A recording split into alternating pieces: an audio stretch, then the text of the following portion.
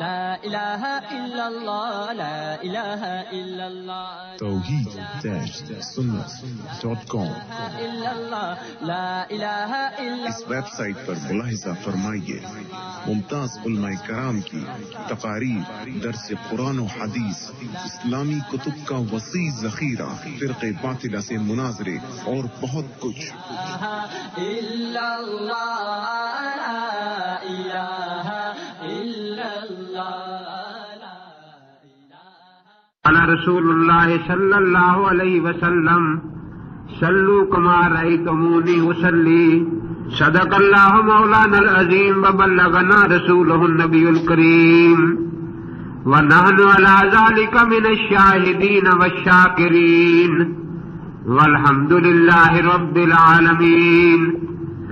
رب اشرح لی صدری ویسر لی امری واحلل عقدۃ من لسانی یفقہوا قولی رب زدنی علما وارزقنی فہما سبحانک لا علم لنا الا ما علمتنا انک انت العلیم الحکیم۔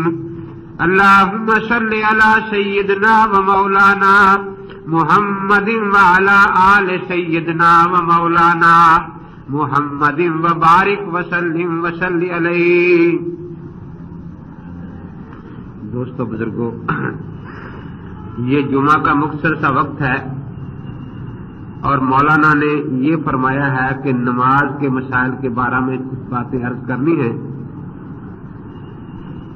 ابو داؤد شریف میں نبی اقدس صلی اللہ علیہ وسلم کا ارشاد حدیث پاک موجود ہے کہ نماز میں 3 دفعہ تبدیلی ہوئی ہے۔ نماز سب سے پہلی بات تو یہی ہے کہ قرآن پاک جو اللہ تبارک و تعالیٰ کی کتاب ہے، اس کے بارے میں ہمارا عقیدہ یہ ہے کہ یہ قرآن پاک الفاظ ہیں اور حضرت محمد رسول اللہ صلی اللہ تعالی علیہ وسلم اسی قرآن پاک کی چلتی پھرتی عملی تفسیر تھے۔ ہم نے اقیم الصلاۃ کا لفظ قرآن سے پڑھنا ہے کہ نماز قائم کرو، لیکن دیکھنا یہ ہے کہ حضرت پاک صلی اللہ علیہ وسلم کون سی نماز پڑھ رہے ہیں۔ آپ کی نماز اسی آیت کی تفسیر ہے۔ ہم نے حج کا حکم قرآن پاک میں پڑھنا ہے، لیکن آپ نے حج کس طرح فرمایا یہ اسی آیت کی تفسیر ہے۔ آپ کا جہاد، آپ کی سلو، آپ کی عادت، آپ کی عبادت اسی قرآن پاک کی تفسیر تھی، اس لیے یہ لفظوں میں قرآن پاک ہے اور آپ چلتے پھرتے قرآن پاک تھے۔ تو یہ سب مسلمان جانتے ہیں کہ قرآن پاک آہستہ آہستہ 23 سالوں میں نازل ہوا۔ اس طرح نماز کی تکمیل بھی آہستہ آہستہ ہوئی۔ مثال کے طور پر پہلے انبیاء علیہ السلام جو تھے ان کا قبلہ بیت المقدس تھا، تو ابتداء میں مسلمان بھی پہلے نبیوں کی شریعت کے مطابق بیت المقدس کی طرف منہ کر کے نمازیں پڑھتے رہے۔ اس کا حکم قرآن پاک میں نہیں آیا تھا، لیکن یہ پہلے نبیوں کا طریقہ چلا آ رہا تھا، اسی لیے نبی اقدس صلی اللہ علیہ وسلم اور آپ کے صحابہ پہلے نبیوں کے طریقے پر بیت المقدس کی طرف منہ کر کے نماز پڑھتے رہے۔ پھر اللہ تبارک و تعالی نے آیت نازل فرما دی فَوَلِّ وَجْهَكَ شَطْرَ الْمَسْجِدِ الْحَرَامِ۔ اب مسجد حرام کی طرف منہ کر کے بیت اللہ شریف کی طرف منہ کر کے نماز پڑھی جائے تو پہلی بات جو تھی وہ ختم ہو گئی، اور اس کے بعد آج تک مسلمان بیت اللہ شریف کی طرف منہ کر کے نماز ادا کر رہے ہیں۔ اسی طریقے سے نماز کے جو مسائل تھے، اس میں پہلے اہل کتاب میں یہ مسئلہ تھا کہ وہ نماز بھی پڑھتے تھے، کوئی ضرورت پیش آتی تو باتیں بھی آپس میں کر لیتے تھے۔ اسی لیے بعض احادیث میں ملتا ہے کہ صحابہ نماز میں باتیں کر لیا کرتے تھے۔ پھر قرآن پاک کی آیت کریمہ نازل ہوئی قوموا للہ قانتین، اور بخاری شریف میں ہے حضرت زید بن ارقم رضی اللہ تعالیٰ عنہ سے کہ ہمیں پھر نماز میں باتیں کرنے سے روک دیا گیا۔ تو یہ بھی اصل میں اہل کتاب کا طریقہ تھا۔ اسی طریقے سے چونکہ نماز کے مسائل آہستہ آہستہ آئے اور آپ پر ایمان लाने والے صحابہ दो तरह के हैं, एक वो जो हमेशा आपके साथ रहे और एक वो जो दूसरे इलाकों से आए, तशरीफ लाए, मुसलमान हुए, चंद दिन हजरत पाक की खिदमत में रहे, फिर अपने इलाके में तशरीफ ले गए। अहादीस में जो इख्तिलाफ पैदा हुआ वो असल में इन आने जाने वाले सहाबा की वजह से पैदा हुआ कि वो जो कुछ हजरत को 5वें साल मसलन करते देख गए वही जाकर अपने इलाके में बयान करते रहेंगे, दूसरे 7वें साल तशरीफ लाए वो वही बयान करते रहेंगे। ना तो वो जमाना रेडियो का था कि जनाब नबी अक़दस सल्लल्लाहु अलैहि वसल्लम 4 बजे की खबरों में ऐलान फरमा दें कि ऐ मेरे यमन वाले साथी, जब तुम यहां आए थे तो मसला यूं था, अब मसला यूं हो गया है। ना वो अखबार का जमाना था कि पीछे अखबार पहुंच जाए छपकर कि भाई अब हालात ऐसे नहीं। इसलिए खुद पाक पैगंबर सल्लल्लाहु अलैहि वसल्लम को इस बात का शदीद एहसास था कि मैं यश मिनकुम बादी फसयरा इख्तिलाफन कसीरा, कि जो मेरे बाद लोग आएंगे वो बहुत इख्तिलाफ देखेंगे। कोई कहेगा मैंने हजरत को यूं करते देखा, कोई कहेगा मैंने हजरत को यूं करते देखा, कोई कहेगा मैंने हजरत को यूं करते देखा। तो ये तो बात हुई कि इख्तिलाफ हुआ क्यों। इख्तिलाफ अहादीस में हुआ आने जाने वाले सहाबा की वजह से या छोटे उम्र के सहाबा की वजह से, क्योंकि छोटे बच्चों की आदत होती है वो पुरानी बातें भी तलाश करते रहते हैं कि पहले क्या करते थे, पहले क्या करते थे। अब अगर अल्लाह तबारक व तआला हम पर ये बोझ डालते कि तुम खुद फैसला करो कि फैसला किस तरह होना चाहिए, तो बड़ी मुश्किल बात थी। लेकिन हजरत ने इसके बारे में कानून इरशाद फरमाया ऐसा कि अकल भी मान गई। फरमाया फअलैकुम बिसुन्नती व सुन्नतिल खुलफाइर राशिदीन अल महदीयीन, कि जब इख्तिलाफ तुम्हें नजर आए तो मेरी सुन्नत के साथ खुलफाए राशिदीन का तरीका भी जरूर देखना, क्योंकि खुलफाए राशिदीन आकर कहीं चले नहीं गए, ये सारी उम्र हजरत पाक के साथ रहे हैं और दीन का नक्शा इनकी आंखों के सामने मुकम्मल हुआ है। इन्हें पूरा इस बात का पता है कि ये हंगामी ज़ाब्ता था, पहले की बात थी, और ये दायमी सुन्नत है जिस पर अमल जारी रहा। अगर इसी एक असूल को सामने रख लिया जाए तो फिर इख्तिलाफात नहीं रहते। मैं जब बिनौरी टाउन कराची में पढ़ाता था तो कॉलेज के 5-7 लड़के मेरे पास आए, कहने लगे जी कुछ मसाइल समझने हैं।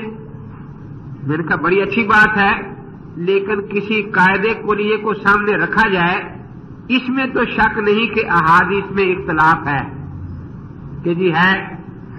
तो मैंने कहा कि हम वो जब हदीस पढ़ेंगे तो साथ खुलफाए राशिदीन का तामल भी पेश करेंगे कि इस हदीस पर खुलफाए राशिदीन का तामल रहा, और ये शर्त है आप भी यही करें कि सिर्फ हदीस पाक ना पढ़ें। देखो सिर्फ हदीस पाक तो बैतुल मुकद्दस वाली भी आती है, वो तो हदीसों में मिल जाती है किताब। इसलिए ये कायदा मैंने लिख दिया कि आप अपने मौलवी साहबान से दस्तखत करवा लें कि सिर्फ अल्लाह के इख्तिलाफी मसलों में अल्लाह के नबी की सिर्फ हदीस नहीं पढ़ी जाएगी, बल्कि साथ ये भी बताया जाएगा कि खुलफाए राशिदीन का अमल इनमें से किस हदीस पर रहा। 6 दिन बाद आए, वादा अगले दिन तक करके गए थे। 6 दिन के बाद 4 लड़के आए और उन्होंने कहा कि हमारे मौलवी साहबान ने दस्तखत करने से इनकार कर दिया है कि हम कलमा नबी पाक का पढ़ते हैं, खुलफाए राशिदीन का नहीं पढ़ते। मैंने कहा कि ये जो हदीस हजरत की है ये तो नबी पाक की है जिसका कलमा पढ़ते हैं, अलैकुम बिसुन्नती व सुन्नतिल खुलफाइर राशिदीन अल महदीयीन। फिर मैंने उन्हें बिठा लिया और समझाया कि देखो बहुत से लोगों को एक गलतफहमी है कि आप लोग 4 इमामों को नहीं मानते। असल बात ये नहीं, आप 4 खुलफा को नहीं मानते पहले नंबर पर। इसलिए ये समझना कि ये लोग सिर्फ आइम्मा अरबा का इनकार करते हैं, ये बात सही नहीं। ये खुलफाए राशिदीन के तरीके को मानने के लिए तैयार नहीं है और नहीं तैयार हुए। अब नबी अक़दस सल्लल्लाहु तआला अलैहि वसल्लम ने 2-3 तरीके इरशाद फरमाए। एक तो ये फरमाया कि मेरी तरफ से लोग आपको इख्तिलाफी हदीसें सुनाया करेंगे, ایک حدیث سنائے گا، دوسرا دوسری سنا دے گا اس کے مخالف. تو اس وقت کیا کرنا ہے کہ جو حدیث کتاب اللہ شریف کے موافق ہو اس کو لینا ہے. مثلا ایک نے آپ کو حدیث سنائی کہ اللہ کے پاک پیغمبر صلی اللہ علیہ وسلم اور صحابہ بیت المقدس کی طرف منہ کر کے نماز پڑھتے تھے. دوسرے نے سنائی کہ بیت اللہ شریف کی طرف منہ کر کے نماز پڑھتے تھے. اب قرآن پاک کی جو آیت ہے فَوَلِّ وَجْهَكَ شَطْرَ الْمَسْجِدِ الْحَرَامِ، یہ اس کے ساتھ ملی نا. تو فرمایا کہ جو حدیث اختلافی حدیثوں میں کتاب اللہ اور میری سنت اور عادت کے موافق ہوگی اس کو اپنانا ہے، وہ میری طرف سے ہوگی. اور جو کتاب اللہ یا میری سنت کے خلاف ہوگی وہ میری طرف سے نہیں ہو سکتی. آپ کی طرف سے نہ ہونے کا کیا مطلب ہے؟ بعض اوقات فوراً یہ شبہ پیدا کیا جاتا ہے کہ کیا اللہ کے پاک پیغمبر قرآن نہیں سمجھ سکتے تھے کہ قرآن کے خلاف کوئی حدیث ارشاد فرمائی یا عمل کر لیا اور کچھ حدیثیں قرآن کے خلاف ہو گئی؟ نہیں، یہ بات نہیں. دو وجہ بن سکتی ہیں، یا تو وہ حدیث ہی ضعیف ہو، جھوٹی ہو، یا یہ کہ وہ قرآن پاک کی آیت کے نازل ہونے سے پہلے کی ہو.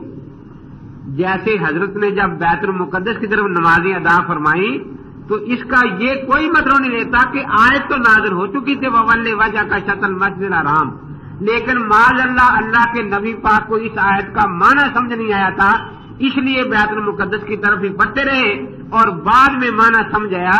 یہ بات نہیں ہے. تو وہ قرآن پاک کی آیت کے نازل ہونے سے پہلے کی ہوگی. اگر نماز میں باتیں کرنا کوئی واقعہ ملے تو یقین قرآن پاک کی آیت سے پہلے کا واقعہ ہے. تو اسی طریقے سے نبی اقدس صلی اللہ تعالی علیہ وسلم نے ہمیں یہ قاعدہ بتایا کہ جب اختلافی باتیں سامنے آئیں، اختلافی حدیثیں، تو پہلے تو دیکھو کہ کتاب اللہ کے موافق کون سی ہے اور خلفائے راشدین کا عمل ان میں سے کس پر رہا ہے. یہ قاعدے ہم نے نہیں بنائے، خود نبی اقدس صلی اللہ تعالی علیہ وسلم نے ارشاد فرما دیے، اور انہی قاعدوں پر ہمارے امام سیدنا امام اعظم ابو حنیفہ رحمۃ اللہ تعالی علیہ نے مکمل نماز بلکہ مکمل فقہ کو مرتب فرمایا. ایک صاحب تشریف لائے، کہنے لگے کہ حضرت نے فرمایا ہے صلو کما رأیتمونی اصلی، اس طرح نماز پڑھو جس طرح مجھے نماز پڑھتے دیکھو. تو میں نے کہا بھی دیکھو، میں تو سیدھی بس صاف بات کہتا ہوں کہ میں نے حضرت پاک کو نماز پڑھتے نہیں دیکھا. تو نے دیکھا ہے؟ کہتا دیکھا تو میں نے بھی نہیں. پھر میں نے کہا بھی اس پر عمل کیسے ہوگا؟ کہ جی اس پر عمل کیسے ہوگا؟ پھر آپ نہیں کرتے؟ میں نے کہا ہم تو طریقہ بتاتے ہیں کہ کیسے عمل ہوگا. ہم ہیں اہل سنت والجماعت حنفی. ہم کہتے ہیں اللہ کے نبی پاک کو نمازیں پڑھتے صحابہ نے دیکھا ہے، اور صحابہ کو نمازیں پڑھتے ہمارے امام نے دیکھا ہے. سیدنا امام اعظم ابو حنیفہ رحمۃ اللہ تعالی علیہ نے، اور اسی نماز کو کتابوں میں جمع کرا دیا. اس لیے ہماری نماز جو ہے وہ تو یقین ہوئی ہے جو اسی طریقے پر ہے، صلو کما رأیتمونی اصلی. مجھے کہنے لگا کہ یہ فقہ کی کتابیں تو بعد میں لکھ کر امام ابو حنیفہ کے ذمے لگا دی گئی ہیں.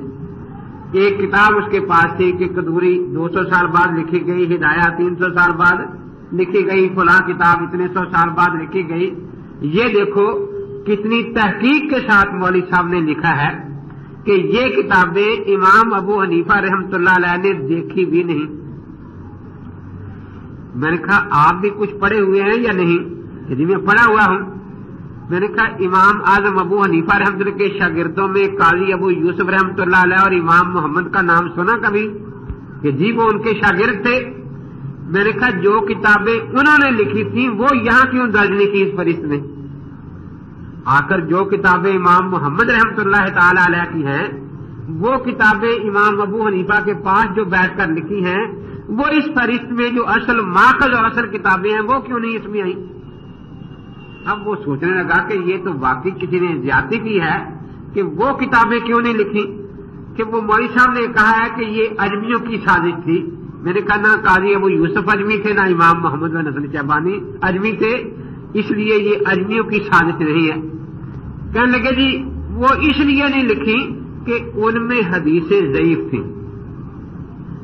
میں نے کہا ضعیف ہونے کا کیا مطلب؟ پہلے تو کہا کرتے کہ حدیث ہے نہیں، اگر ہم پیش کریں پھر کہتے ہیں ضعیف ہے۔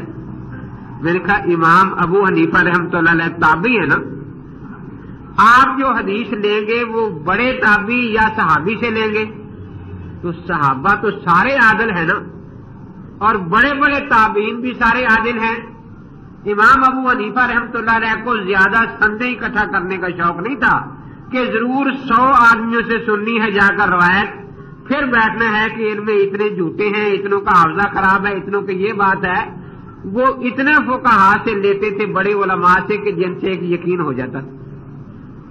تو میں نے کہا عجیب بات ہے کہ خیال قرون کے امام کو جو حدیث ملی وہ تو ضعیف ملی، جس زمانے کو اللہ کے نبی نے خیال قرون فرمایا ہے، اور خیال قرون کے بعد جو کتابیں لکھی گئی وہ زیادہ صحیح ہو گئی۔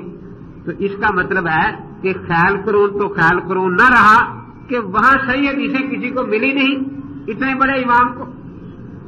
میں نے کہا یہ تو اس قسم کی باتیں اگر آپ کریں گے تو منکرین حدیث کو فائدہ ہوگا۔ ایک مجھے کہنے لگا جی امام ابو حنیفہ رحمۃ اللہ علیہ کو تو 3 حدیثیں آتی تھیں۔ میں نے کہا پھر تو منکرین حدیث سچے ہیں کہ پتہ نہیں یہ بعد میں کتنی حدیثیں کہاں سے آ گئی ہیں، کیونکہ امام ابو حنیفہ رحمۃ اللہ علیہ نے دونوں زمانے پائے ہیں، اموی دور بھی عباسی دور بھی۔ اموی دور کی بھی پوری کوشش رہی ہے حکومت کی کہ امام ابو حنیفہ کو وزیر قانون بنا دیا جائے، قاضی القضاء بنا دیا جائے۔ عباسی حکومت کا بھی پورا یہی کوشش کر رہی کہ اس کو قاضی القضاء بنا لیا جائے۔ تو حکومت جو ہے وہ قاضی القضاء کس کو بناتی ہے؟ جس کو سب سے تھوڑا علم ہو، یا اس کو تلاش کرتی ہے جو بڑا عالم ہو۔ اگر کسی اور کو 4 حدیثیں آتی ہوتی تو حکومت اس کے پیچھا کرتی کہ بھئی آپ قاضی القضاء اور وزیر قانون بنے۔ ابو حنیفہ کو تو 3 آتی ہے، آپ کو 4 آتی ہے۔ لیکن دونوں حکومتیں اس پر بضد رہیں کہ امام صاحب یہ عہدہ قبول فرمائیں، لیکن امام ابو حنیفہ رحمۃ اللہ تعالی علیہ نے یہ عہدہ قبول نہیں فرمایا۔ تو جلدی سے کہنے لگا مطلب تو بس اور اعتراض ہوتا ہے نا کہ پھر ابو یوسف نے کیوں قبول کر لیا جب ان کے استاد نے قبول نہیں کیا تھا؟ میں نے کہا ان کے استاد تو قانون کی تدوین کر رہے تھے نا، اگر وہ قبول کر لیتے تدوین رہ جاتی۔ اب چونکہ اس استاد تدوین کر گئے، اب قانون کو چلانا ضروری تھا، تو شاگرد نے قبول کر لیا تاکہ اس قانون کو نافذ بھی کر لیا جائے اور چلا کر تجربہ بھی کر لیا جائے۔ تو اس میں استاد کی مخالفت نہیں ہوئی۔ وہ وقت تھا جب وہ اس کو مدون کر رہے تھے، اگر کسی اور طرف مصروف ہو جاتے تو قانون کی تدوین ہی رہ جاتی۔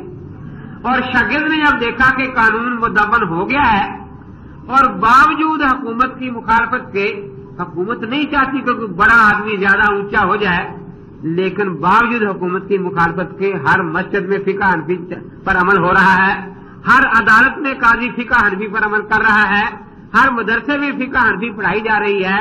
اب حکومت کو پھر جھکنا پڑا کہ جب فقہ حنفی ہر عدالت میں، ہر مسجد میں، ہر مدرسے میں، ہر گھر میں اپنی جگہ بنا چکی ہے، تو اس کی سرپرستی کے لیے امام ابو حنیفہ کے شاگرد کو ہی قاضی القضاء بنایا جائے۔ چنانچہ قاضی ابو یوسف رحمۃ اللہ تعالی علیہ کو پھر یہ عہدہ عطا فرمایا گیا۔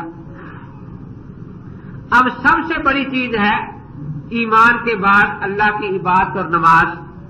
اللہ تبارک و تعالیٰ فرماتے ہیں اقیم الصلاۃ لذکری، نماز میری یاد کے لیے قائم کرو۔ اس لیے علماء کا اس بات پر اتفاق ہے کہ نماز جو ہے یہ بدنی اور زبانی عبادت کا مجموعہ ہے۔ اس میں آپ کوئی حرکت کرتے ہیں تو اس کے ساتھ کوئی ذکر بھی ہوتا ہے، کوئی ذکر کرتے ہیں تو ساتھ حرکت بھی ہوتی ہے، اس لیے یہ دونوں کی جامع ہے۔ دیکھو سب سے پہلے ہم دونوں ہاتھ اٹھاتے ہیں تو ساتھ اللہ اکبر کہتے ہیں۔ صرف یوں ہاتھ اٹھا لینا یہ لغت کے اعتبار سے تو رفع یدین ہے کہ ہاتھ اٹھا لیے، لیکن یہ شرعی رفع یدین نہیں۔ شرعی عبادت جب بنے گی کہ اس کے ساتھ اللہ کا نام آ جائے اور ہم ہاتھ اٹھا کر ساتھ کہیں اللہ اکبر۔ تو جو بغیر تکبیر کے رفع یدین ہے وہ لغوی رفع یدین ہے، اور جو تکبیر کے ساتھ رفع یدین ہے یہ شرعی رفع یدین ہے۔ الحمدللہ ہم شرعی رفع یدین کرتے ہیں، تکبیر تحریمہ میں کرتے ہیں تو اللہ اکبر ساتھ کہتے ہیں یا نہیں کہتے؟ वितर में कनूत के वक्त कहते हैं, हाथ उठाते हैं तो साथ अल्लाह अकबर कहते हैं या नहीं कहते? ईदैन की तकबीरों के साथ रफ़ा जैन करते हैं तो हर रफ़ा जैन के साथ तकबीर मौजूद है ना, अल्लाह अकबर। तो ये वो तकबीरें रफ़ा जैन है जिसमें एक खूबी तो ये है कि ये इबादत है कि हाथ उठाने के साथ अल्लाह का जिक्र भी इसमें शामिल है। दूसरे ये कि दुनिया की किसी हदीस की किताब में इनके खिलाफ कोई हदीस नहीं। पहली तकबीर के वक्त हजरत का रफ़ा जैन न करना दुनिया की किसी किताब में ये रवायत मौजूद नहीं कि आप नहीं करते।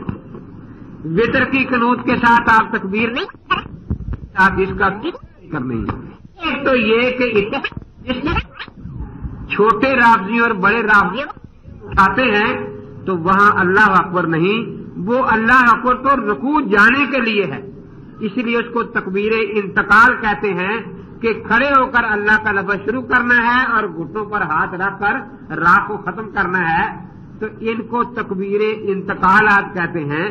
अब अगर कोई आदमी गलती से यहां रुकू से पहले हाथ उठाकर अल्लाह अकबर कह ले और फिर बगैर अल्लाह अकबर कहते हुए रुकू में जाए तो गोया उसने तकबीर का वो मौका बदल दिया जो अल्लाह के रसूल ने रखा था। इसी को कहते हैं युहर्रिफूनल कलिमा अम मवाज़िही। और अगर वो बगैर अल्लाह अकबर के यूं हाथ मार के फिर रुकू में चला जाए तो फिर ये वही है जिसको हजरत ने घोड़ों की दुम्मे से तशबीह दी है, क्योंकि घोड़े जब दुम्मे मारते हैं तो साथ अल्लाह अकबर बिल्कुल नहीं कहते, उसके साथ कोई जिक्र शामिल नहीं होता। तो वो रफ़ा जैन जिसके साथ अल्लाह का जिक्र शामिल नहीं, वो घोड़ों की दुम वाली रफ़ा जैन है। और छोटे रावजी और बड़े रावजी वही रफ़ा जैन, उसी पर जोर देते हैं।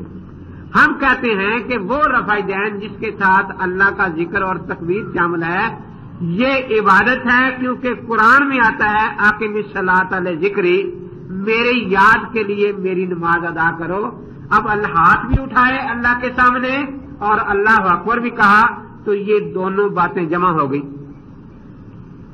हजरत अब्दुल्लाह बिन मसूद रज़ी अल्लाह ताला अन्हु, एक दिन मैं बैठा था तो एक साथी आए, आकर कहने लगे जरा सही बुखारी शरीफ निकाल लें। मैंने सही बुखारी शरीफ निकाल ली। कहते जी देखो रफ़ा जैन की दो हदीसें हैं, एक हजरत अब्दुल्लाह बिन उमर रज़ी अल्लाह ताला अन्हु से और एक हजरत मालिक बिन हवारिस रज़ी अल्लाह ताला अन्हु से।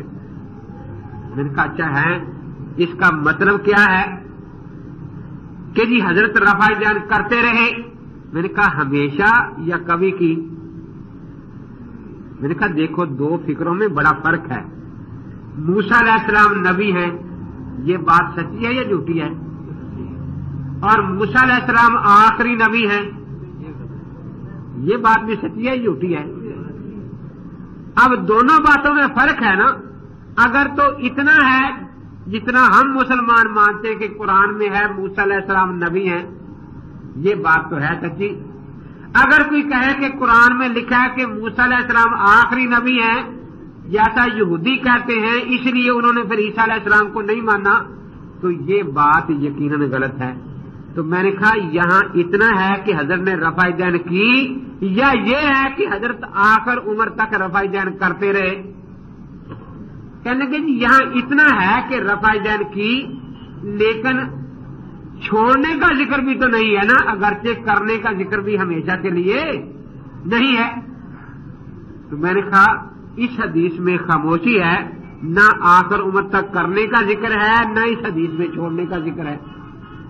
कहते जी फिर आप बुखारी शरीफ को छोड़कर फिक़ह की किताबों पर अमल करते हैं? मैंने कहा नहीं, हदीस पर अमल करते हैं। मैंने नसाई शरीफ उठाई, मैंने कहा ये नसाई शरीफ हदीस की किताब है फिक़ह की? कहते हैं हदीस की। मैंने कहा सियासता में शामिल है? कि जी बिल्कुल शामिल है। मैंने कहा लिखने वाला भी शाफी है? कि जी लिखने वाला भी शाफी है। मैंने कहा देखो इमाम बुखारी का शागिर्द है ये, इन्होंने ये हदीसें दोनों लिखी हैं जो इमाम बुखारी लाए हैं, सफ़ा 158 जिल्द 1 पर, और दोनों लिखने के बाद बाब दिया है बाब तर्क ज़ालिका, कि इस रफ़ा जैन के छोड़ देने का बयान। और उसके बाद हजरत अब्दुल्लाह बिन मसूद रज़ी की हदीस लाए हैं کہ حضرت عبداللہ بن مسعود رضی اللہ تعالیٰ عنہ نے یہ فرمایا کہ آؤ میں تمہیں اللہ کے پاک پیغمبر والی نماز دکھاؤں. یہ کہاں فرمایا؟ کسی جنگل میں جہاں اور کوئی جاننے والا بیٹھا نہیں تھا؟ نہیں، مسجد اعظم کوفہ میں جہاں تقریباً 1500 صحابہ پہنچے ہیں. پھر یہ اہل کوفہ کوئی یہ نہیں کہتا کہ ان کا مکے مدینے سے تعلق قطع ہوا تھا، یہ بھی آتے جاتے رہتے تھے حج کرنے کے لیے. مکے مدینے والے لوگ بھی یہاں آتے رہتے تھے، وہ آ کر ان کو نماز پڑھتے دیکھتے تھے، یہ وہاں جا کر ان کو نمازیں پڑھتے دیکھتے تھے. تو ایسی جگہ بیٹھ کر فرمایا آؤ اللہ کے نبی پاک والی نماز تمہیں بتاؤں. آپ نے پہلی تکبیر کے وقت دونوں ہاتھ اٹھائے تکبیر کے ساتھ، اور اس کے بعد پھر پوری نماز میں کہیں ہاتھ نہیں اٹھائے. تو میں نے کہا کہ یہ حدیث کی کتاب ہے. اسی طرح ترمذی میں رفع دین کے بعد ترک کی روایت ہے. اسی طرح ابو داؤد میں رفع دین کے بعد چھوڑنے کی حدیث موجود ہے. تو میں فقہ سے نہیں، سیاستہ کی 3 کتابیں تیرے سامنے رکھ رہا ہوں. اب آپ سے یہ کہتا ہوں کہ آپ سیاستہ سے صرف ایک کتاب میرے آگے رکھیں کہ جس میں چھوڑنے کا ذکر پہلے ہو حدیث کہ پہلے نہیں کرتے تھے، بعد میں کرنے والی حدیث آئی ہو، تاکہ شبہ پڑے کہ شاید بعد میں کرنے لگ گئے ہوں گے. تو یہ 3 کتابیں ہم پیش کر رہے ہیں آپ کے سامنے. آپ بتائیں کہ جب دوسری حدیث میں چھوڑنے کا ذکر آ گیا تو چھوڑ دینی چاہیے یا نہیں چھوڑ دینی چاہیے؟ پھر میں نے اسی نسائی شریف میں اس کو سجدے کی رفع دین کا باب دکھایا کہ دیکھو یہاں سجدے کی رفع دین کرنے کا ذکر ہے، آگے اس کے چھوڑنے کا باب ہے. پھر تکبیر تحریمہ والا باب دکھایا کہ یہاں رفع دین کرنے کا باب ہے، چھوڑنے کا باب کوئی نہیں. معلوم ہوا تحریمہ والی رفع دین حضرت نے نہیں چھوڑی، لیکن جس طرح سجدوں والی رفع دین کر کے چھوڑ دی، اس طرح رکوع والی رفع دین بھی کر کے چھوڑ دی. اب یہ بات بڑی عام فہم تھی. بار بار میں اس سے پوچھتا تھا کہ یہ حدیث کی کتابیں ہیں یا فقہ کی کتابیں؟ کہتا حدیث کی ہیں. کہتا اچھا جی. 3-4 سے چلے گئے. 3-4 دن کے بعد آئے اور نسائی لے کر آئے جس پر مولوی عطا اللہ حنیف کا حاشیہ تھا. باہر ایک آدمی کو کھڑا کر لڑکے کو 3 اندر آ گئے کہ جی ہم کتاب لائے ہیں، اگر آپ اجازت دیں تو اندر لے آئیں. میں ضرور لائیں. وہ اس پر یہ لکھا ہوا تھا حاشیے پر کہ یہ جو حدیث ہے یہ ضعیف ہے، اور وجہ ضعف کی کوئی نہیں لکھی تھی. تو کہنے لگے جی یہ انہوں نے لکھا ہے کہ حدیث ضعیف ہے. میں نے کہا بیٹا بات میں دل پھیرنا میرے بات کی بات نہیں، مسئلہ میں تمہیں سمجھا رہا ہوں کہ اللہ اور اللہ کے رسول نے ہمیں فقہا کے سپرد کیا تھا لیتفقہوا فی الدین ولینذروا قومہم اذا راجعوا الیہم لعلہم یحذرون. اور فقہا سے ہی ہمیں پورا دین ملتا ہے. آپ چھوٹی چھوٹی فقہ کی کتاب اٹھائیں، تعلیم الاسلام، نماز کی پوری شرطیں ملیں گی، اور سیاستہ پوری سامنے رکھ کر آپ نماز کی شرطیں شمار نہیں کرا سکتے ہمیں. ایک تو پورا دین ملتا ہے، دوسرا اس میں یہ اختلاف نہیں ہوتا کہ اس حدیث میں کچھ ہے اس میں کچھ ہے، وہاں اسی کو لیا گیا ہے جس پر عمل جاری رہا. اس لیے ہمیں اللہ نے اور اللہ کے رسول نے فقہا کے سپرد کیا تھا کہ ان سے دین سیکھو. انہوں نے تمہیں یہ کہا کہ فقہا کو سے دین نہیں سیکھنا، براہ راست محدثین کی کتابوں کا مطالعہ کرو، حدیث کی کتابوں کا. تم نے اللہ رسول کی بات چھوڑ کر ان کی بات مان لی اور تمہیں ان کتابوں پر لگا دیا.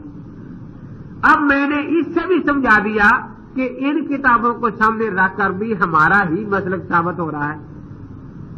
اب یہ کہتے ہیں کہ نہیں ان کتابوں کو چھوڑ دو، یہ جو باہر حاشیہ لکھا نا 15ویں صدی میں، اس حاشیے کو مانو، نہ فقہ کو مانو نہ حدیث کو مانو. میں نے کہا بیٹا تمہیں تو کسی جگہ کی نہ رہنے دیا نا انہوں نے. وہ واقعی 2 بول اٹھے کہنے لگے ہمیں تو واقعی کسی جگہ کا نہیں رہنے دیا. میں نے کہا اب اس کے ضعیف کہنے کی کوئی وجہ اور دلیل اس نے بیان نہیں کی. توحید-سنت.com اب جو بغیر دلیل کا کوئی امتی بات کرے اس کو ماننا تو آپ کے یہاں شرک ہے. تو کسی امتی کے بغیر دلیل کے کہنے سے نبی کی حدیث کو میں چھوڑ دوں تو یہ تو آپ کے یہاں تو شرک ہو جائے گا. لیکن آپ کو یہ اس شرک پر لگا رہے ہیں. ایک بولا کہنے کا ہاں وہ کہتے تھے کہ انہوں نے وجہ تو نہیں لکھی لیکن اس میں ایک راوی عاصم بن قلیب ہے، وہ ضعیف ہے۔ میں نے کہا عاصم بن قلیب تو رفع دین کی حدیث میں بھی ہے، وائل بن حجر والی روایت میں نے دکھایا، تو میں نے کہا آپ ان سے لکھوا لیں کہ یہ حدیث بھی ضعیف ہے۔ چل کے اس کو تو وہ بڑا پیش کرتے ہیں کہ یہ 9ویں صدی کی حدیث ہے، اور اسی پر تو ان کا زور ہوتا ہے۔ اب وہ دیکھ کر حیران ہے کہ جی وہی عاصم بن قلیب ہے۔ میں نے کہا وہی ہے، کہ پھر تو وہ لوگ بڑے ناانصاف ہیں۔ ایک کہتا ہے جی اب کیا بنے گا؟ میں نے کہا کچھ بھی نہیں۔ کہ جی کیا ہوگا؟ یہ راوی ادھر بھی آ گیا ہے، ادھر بھی آ گیا ہے۔ میں نے کہا ہمارا مذہب اتنا مضبوط ہے الحمدللہ، میں تمہیں حق دیتا ہوں، اس راوی کو سچا مان لو گے تو بھی ہمارا مذہب ثابت ہوگا، اس راوی کو جھوٹا مان لو گے تو بھی ہمارا مذہب ثابت ہوگا۔ ہمارا مذہب تو اتنا مضبوط مذہب ہے۔ وہ بڑے حیران ہوئے کہ دونوں طرح ثابت ہوگا۔ میں نے کہا دونوں طرح ثابت ہوگا۔ کہ جی وہ کیسے؟ میں نے کہا اگر یہ راوی جھوٹا ہے تو رفع دین کرنے کی حدیث بھی جھوٹی ہو گئی، نہ کرنے کی بھی جھوٹی ہو گئی، تو اصل تو پھر نہ کرنا ہے نا۔ آپ کہتے ہیں کہ 11ویں نہیں دینی چاہیے کیونکہ نہ دینے کی حدیث ہے نہ دینے کی حدیث ہے، تو اصل تو نہ کرنا ہے نا۔ جب یہ دونوں جھوٹی ہو گئی تو ہمارا مذہب ترک رفع دین پھر بھی ثابت ہو گیا۔ اور اگر یہ راوی سچا ہے تو دیکھو اس نے باتیں دونوں بتا دی کہ حضرت نے رفع دین کی تھی، پھر بتا دی کہ چھوڑ دی تھی، تو ہم نے بھی چھوڑ دی۔ پھر میں نے انہیں سمجھایا کہ اگر یہ حدیث واقعی جھوٹی ہے معاذ اللہ، جس طرح انہوں نے آپ کو بتایا ہے، تو امام نسائی کے بارے میں اب آپ کیا کہتے ہیں جن کی کتاب سیاستہ میں شامل ہے؟ انہیں اچھی طرح پتا ہے کہ اللہ کے نبی کی طرف جھوٹی حدیث منسوب کر کے لکھنا اپنا ٹھکانہ دوزخ میں بنانا ہے۔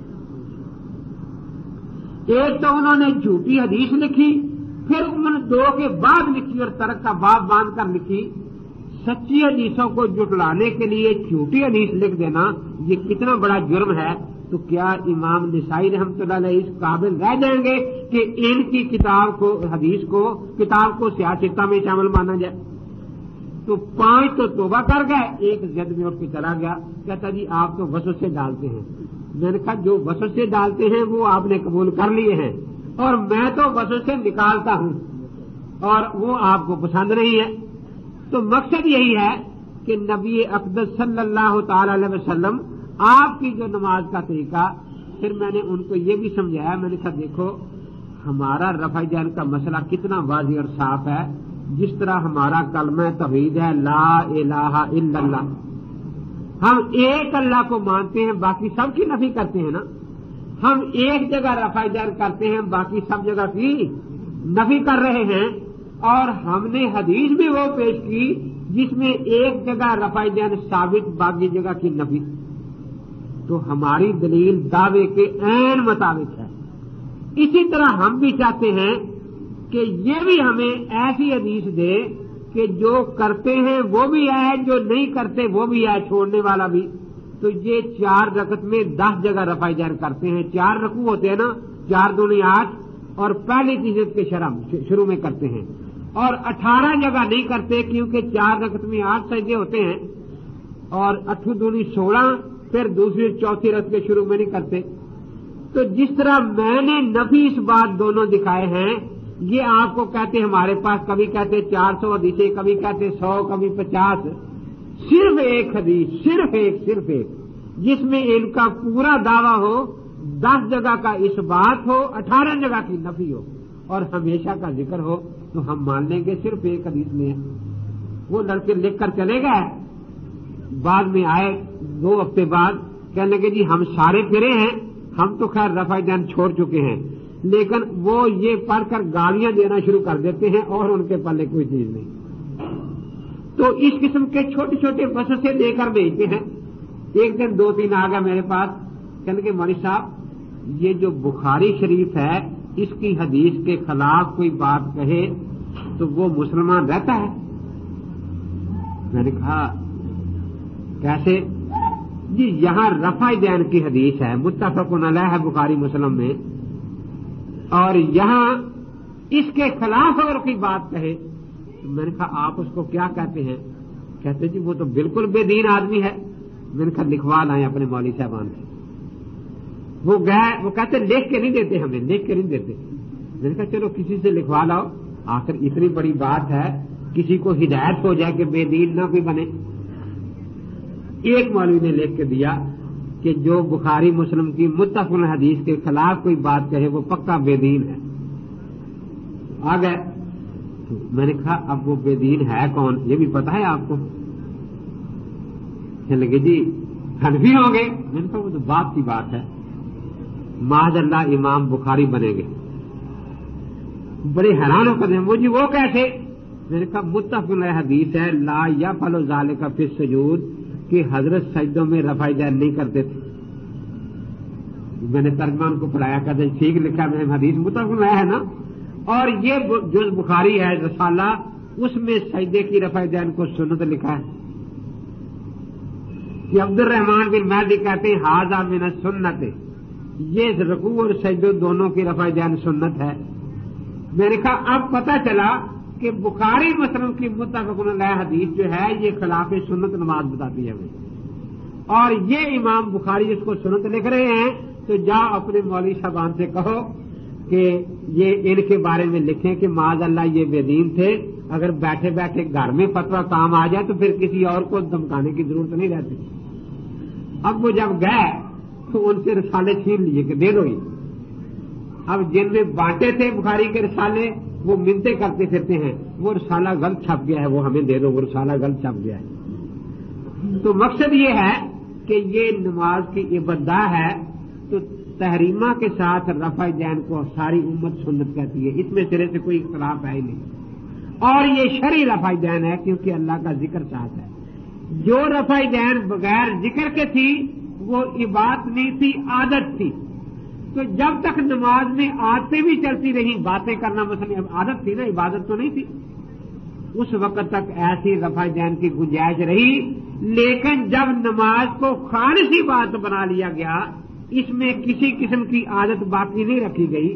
دیکھو نا مثال سے سمجھیں، یہ مسجد جس وقت تعمیر ہو رہی تھی یہاں منو مٹی پڑی تھی، خشو کا ساتھ کتنا کچھ پڑا تھا، لیکن جب مکمل ہوگی آپ اب یہاں مٹی برداشت کرتے ہیں؟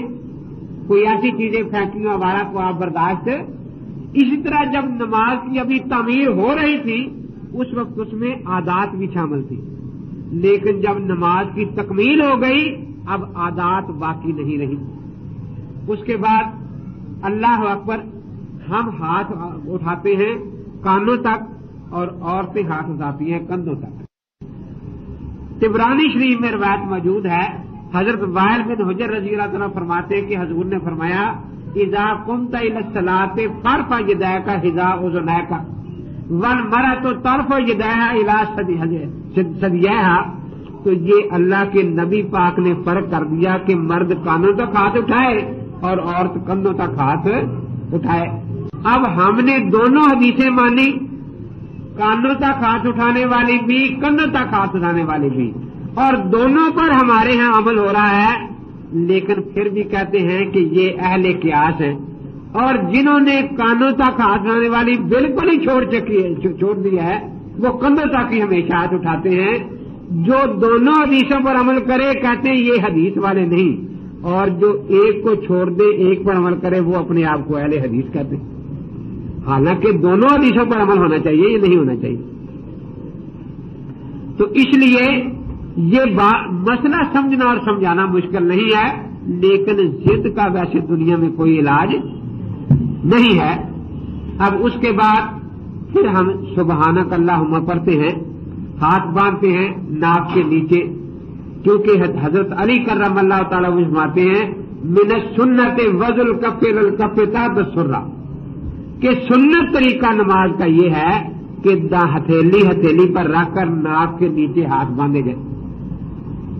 اور مستورات کے لیے چونکہ پردے کی اہمیت ہے اس لیے سیاہ میں صاف لکھا ہے کہ امت کا اجماع ہے کہ عورتیں سینے پر ہاتھ باندھیں. تو وہاں بھی ہم نے حدیث بھی مانی اور اجماع کو بھی مانا. لیکن ان کا طریقہ کیا ہوتا ہے؟ وہ لڑکے جو پڑھتے ہیں میرے پاس تو بعض بڑے ذہین سے ہوتے ہیں نا، شرارتی بھی ہوتے ہیں. تو کراچی میں پڑھتے تھے، ایک لڑکا وہ چلا گیا ان کی مسجد میں، جماعت ہو چکی تھی، کوئی آدمی اکیلے نمازیں پڑھ رہے تھے. تو ایک نوجوان نماز پڑھ رہا تھا، یہ اس کے ساتھ بیٹھ گیا. اس نے سلام پھیرا اس نے اس کو السلام علیکم کہا، وعلیکم السلام. کہا کہ کیا حال ہے؟ اللہ کا شکر ہے. کہ آپ کے ابا جی زندہ ہیں؟ ہاں ہاں. کیا بات ہے؟ کہ ویسے میں نے پوچھا کہ آپ کے ابا جی زندہ ہیں؟ کہ ہاں زندہ ہیں. کہ یہی رہتے ہیں یا کسی باہر کے ملک میں گئے ہوئے ہیں؟ کہ یہی رہتے ہیں. کیا بات کیا ہے؟ کہتے میں دیکھا کہ آپ امی والی نماز پڑھ رہے تھے. میں نے کہا شاید ابا جی نہیں ہے. آپ امی والی نماز پڑھ رہے تھے نا، تو میں نے سمجھا کہ امی سے سیکھی، ابا جی نہیں ہوں گے، یا تو فوت ہو گئے ہوں گے یا کسی باہر کے ملک میں رہتے ہوں گے. اب جیسے ان کو سنا کہ حدیث ہے بخاری میں ہے، بخاری میں کہ چلو میرے ساتھ دکھاؤ بخاری میں کہاں. پوری سیاست میں کہیں نہیں ہے یہ. وہ لے کر مولوی صاحب کے پاس چلا گیا. مولوی صاحب نے اسے کہا کہ یہ شرارتی لڑکا ہے، یہ نیو ٹاؤن سے آیا ہے. کہا کہ کیا کسی حدیث پاک میں آیا کہ حضرت نے فرمایا کہ نیو ٹاؤن والے کو میری حدیث نہ دکھانا؟ آپ حدیث دکھائیں، اس سے کیا غرض ہے کہ یہ نیو ٹاؤن سے آیا، یہ کہیں سے بھی آیا ہو. حضرت پہلے پوچھے تھے کہاں سے آیا ہے، کہ فلاں جگہ والے کو حدیث دکھانی ہے، فلاں جگہ والے کو نہیں دکھانی. کہتا نہیں تو شرارت کرنے آیا ہے. کہا کہ میں جب حدیث آپ دکھائیں گے، جس طرح میں سنت کا لفظ دکھاؤں گا، کیونکہ حضرت نے فرمایا علیکم بسنتی، آپ بھی سنت کا لفظ دکھا دیں سینے پر ہاتھ باندھ حدیث کے ساتھ، تو 10,000 روپے میں سنت کی سین پر رکھوں گا، 10,000 روپے نون پر، 10,000 پے پر، 30,000 روپے تمہیں انعام بھی دوں گا. آپ تو سنتوں سے ہٹا رہے ہیں لوگوں کو، جو سنت ہے اس کو چھوڑ دیتے ہیں. ایک نے مجھے لطیفہ سنایا کہ میں سفر میں تھا ایک مسجد میں نے کہا چلو نماز ہی پڑھ لیں 2 رکعت. تو میں نے ہاتھ باندھے تو ایک بابا جی بیٹھے تھے اسر، وہ اٹھ کر آئے اور آ کر بالکل میرے آگے کھڑے ہو کر، میں نماز میں کھڑا ہوں، میرے ہاتھ یہاں سے اٹھا کر یہاں رکھ دی. کہتے پھر میں نے اٹھا کر سر پر رکھ لیے. نماز کے بعد وہ کہتا یہ کیا تھا؟ میں نے کہا وہ کیا تھا؟ میں نے تو یہی سمجھا کہ جتنے عرض کے زیادہ قریب ہو جائیں گے شاید ثواب زیادہ ملے گا، تو اس لیے میں نے کہا کہ یہاں رکھنے سے عرض کے زیادہ قریب ہو جائیں گے. تمہید کی 20ویں جلد میں باقاعدہ حدیث آئی ہے، حضرت علی کرم اللہ تعالیٰ جو فرماتے ہیں کہ یہ ناف کے نیچے باندھنا قرآن پاک کے موافق ہے. اور خلیفہ راشد بھی تو جو میں نے عرض کیا تھا نا کہ ہم اختلافی حدیثوں میں وہ حدیث لیتے ہیں جو کتاب اللہ کے موافق ہو اور جس پر خلفائے راشدین کا تعامل ہو. میں نے کئی مناظروں میں چیلنج دیا کہ ایک خلیفہ راشد سے ثابت کر دو کہ کبھی انہوں نے زندگی میں ایک نماز بھی یہاں جہاں آپ ہاتھ باندھتے ہیں یہاں ہاتھ باندھ کر پڑھی ہو. سیاستہ والوں کو تو اس کا ویسے ہی پتہ نہیں، کیونکہ امام ترمذی رحمۃ اللہ علیہ ان کا طریقہ ہے کہ حدیث بھی لکھتے ہیں اور مذاہب بھی بیان کرتے ہیں کہ بھئی کس کس طرح عمل ہو رہا ہے. انہوں نے تحت سورہ اور فوق سورہ لکھا ہے، سینے والی بات کہیں لکھی نہیں ترمذی شریف کی. بعد بھی لوگوں نے شروع کی ہے. توحید-سنت.com. اس کے بعد ہم سبحانک اللہم پڑھتے ہیں. اب یہ ان کی کوشش ہوتی ہے کہ سنتیں مٹتی ہی چلی جائیں. یاد رکھیں سنت کہتے ہیں آپ کی مبارک عادت کو. پہلے رسول اقدس صلی اللہ تعالی علیہ وسلم کبھی کوئی دعا پڑھ لیتے، کبھی کوئی دعا پڑھ لیتے، مقرر نہیں تھی. لیکن بعد میں جب یہ آیت کریمہ نازل سب بحمد رب کا حین تقوم، تو پھر آپ نے حکم دیا کہ سبحانک اللہم پڑھا کرو. آپ کے بعد چاروں خلفاء بھی سبحانک اللہم ہی پڑھتے تھے. یہی عادت آگے جاری رہی. چاروں امام بھی اسی کے قائل ہیں اور اس کے سنت ہونے میں کسی امام نے کسی مجتہد نے اختلاف نہیں کیا. لیکن غیر مقلد کہتے ہیں کہ یہ چھوڑ دو، اللہم باعث بیانی پڑھا کرو. سنت سے غرض نہیں کہ جی بخاری میں آ گئی ہے نا اس لیے ہم وہ پڑھیں گے. اس کے بعد پھر ہم سورہ فاتحہ پڑھتے ہیں، اس کے بعد کچھ سورت پڑھتے ہیں. یہاں یہ بڑا جھگڑا کرتے ہیں. کہنے لگے جی ایک آیا، میں لال کان میں بیٹھا تھا تو ایک ادھر سے بولے لا صلاۃ الا بفاتحۃ الکتاب، ایک ادھر سے بولے باتیں اور ہو رہی ہیں کسی کے ساتھ، بس وہ سنا رہے ہیں گویا حق تبلیغ ادا ہو رہا ہے. لا صلاۃ الا بفاتحۃ الکتاب. ایک ادھر سے بولے. میں نے کہا بھی بات کر رہے ہیں وہ کر لینے دو. کہ نہیں جی پہلے حدیث کی بات. میں نے کہا اچھا. تو میں نے کہا فرمائیں کیا حدیث ہے؟ کہ لا صلاۃ الا بفاتحۃ الکتاب، میں نے اس کا کیا معنی ہے کہ فاتحہ کے بغیر نماز نہیں ہوتی. میں نے کہا بڑی اچھی بات ہے، آپ کتنی نمازیں پڑھتے ہیں روزانہ؟ 5 جی 5. میں نے کہا فاتحہ 5 ہی دفعہ پڑھتے، 6ٹھی دفعہ تو نہیں پڑھتے کہیں، کیونکہ فاتحہ کے بغیر نماز نہیں ہوتی نا. جلدی سے کہنے لگے نہیں جی ہر رکعت میں پڑھتے ہیں، کوئی رکعت فاتحہ کے بغیر نہیں ہوتی. تو میں نے کہا یہ حدیث تو آپ کے کام نہ آئی نا، آپ وہ حدیث لائیں لا رکعت الا بفاتحۃ الکتاب، جس میں یہ ہو کہ کوئی رکعت فاتحہ کے بغیر نہیں ہوتی.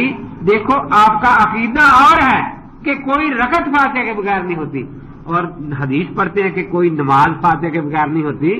دیکھو اللہ کو جواب دینا ہے، خدا سے ڈرو، جو تمہارا اصل عمل اور عقیدہ ہے اس کے مطابق حدیث سناؤ لا رکعت الا بفاتحۃ الکتاب. تو کھڑے ہو کر کہنے لگے کہ ہمیں پہلے لوگ منع کرتے تھے کہ وہاں نہ جانا، وہ شرارتی بہت ہے. میں نے کہا شرارت کیا ہے؟